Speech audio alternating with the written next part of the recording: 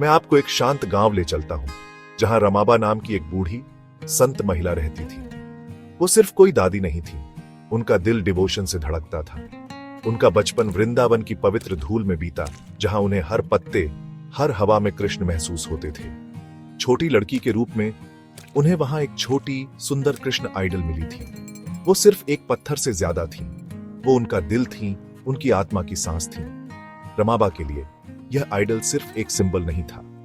उन्होंने इसे अपने बेटे की तरह प्यार किया और देखभाल की, उसे नहलाया, उसे सबसे अच्छे कपड़े पहनाए, कांपते हाथों से खाना दिया और अपनी मां की गोद में उसे सुलाया।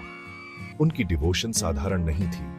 ये एक नाजुक पुल था जो उनकी आत्मा को सीधे डिवाइन से जोड़ता था।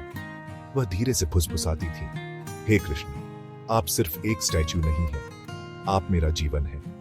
हर सांस, हर दिल की धड़कन, उन्हें वो वहां महसूस होते थे, एक जीवित प्यारा प्रेजेंस।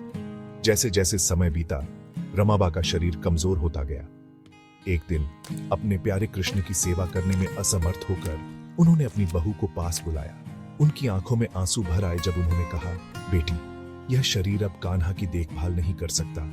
वो मेरा जीवन है, मेरा सब कुछ है। क्या तुम यह पवित्र ड्यूटी संभालोगी? बहू रमाबा की डिवोशन से प्रभावित होकर गहरे सम्मान के साथ सहमत हो गई। लेकिन फेट के हमेशा की तरह अपने ही प्लान्स थे। एक दिन आइडल को नहलाते समय बहू के हाथों से वो फिसल गई। कृष्ण आइडल फर्श पर टूट गया, टूटा हुआ, लाइफलेस। इस सीन ने रमाबा के दिल को तोड़ दिया। मेरा कृष्ण टूट गया। वह रोई और गहरे बेहोश हो गई। पड़ोसी इकट्ठा हुए। कुछ ने लॉजिकली सोचते हुए कहा, एक पत्थर पर इतना दुख क्यों? लेकिन वे रमाबा के प्यार को नहीं समझे। उनके कृष्ण कभी सिर्फ एक स्टैच्यू नहीं थे, वो उनकी दिल की धड़कन थे, उनके जीने का कारण थे। अपनी बेहोशी में भी रमाबा अपने डॉक्टर को बुलाती रही और अपने कृष्ण की आखिरी झलक देखने के लिए कहती रही। उनकी अटूट फेथ देखकर उनके बेटे ने गांव के डॉक्टर को बुलाया। उन्होंने रमाबा की जांच की। उनकी पल्स कमजोर थी, उनका दर्द गहरा था। उनके प्यार की गहराई से प्रभावित होकर डॉक्टर ने कुछ ऐसा किया जो कोई साइंस बुक नहीं सिखाएगी।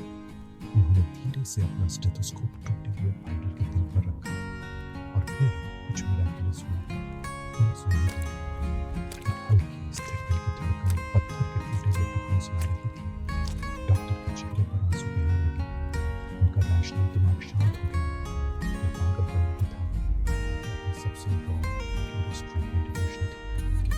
एक माँ के प्यार और एक सीकर की फेथ का यूनियन था जो लाइफलेस में जान डाल रहा था। उन्होंने ऊपर देखा और कहा, हम अंधे दूर के मंदिरों में भगवान को खोज रहे हैं, जबकि वो हर दिल में रहते हैं जो प्यार और सरेंडर से भरा हो। उस पल ने डॉक्टर को हमेशा के लिए बदल दिया। उन्होंने मेडिसिन छोड़ दी, उस डिवाइन को खोजने के लिए निकल पड़े जिसे रमाबा ने दिखाया था। ऐसे भगवान जो मार्बल या रिचुअल में नहीं, बल्कि प्यार, डिवोशन और मदरहुड के साइलेंट यूनियन में इंतजार करता है। यह कहानी एक जेंटल रिमाइंडर है। ट्रू फेथ सबसे अनलाइकली जगहों पर आत्मा को जगा सकती है। कभी-कभी टूटे हुए पत्थर में भी। जब आपका दिल प्यार और सरेंडर से धड़कता है तो आप डिवाइन से कभी दूर नहीं होते।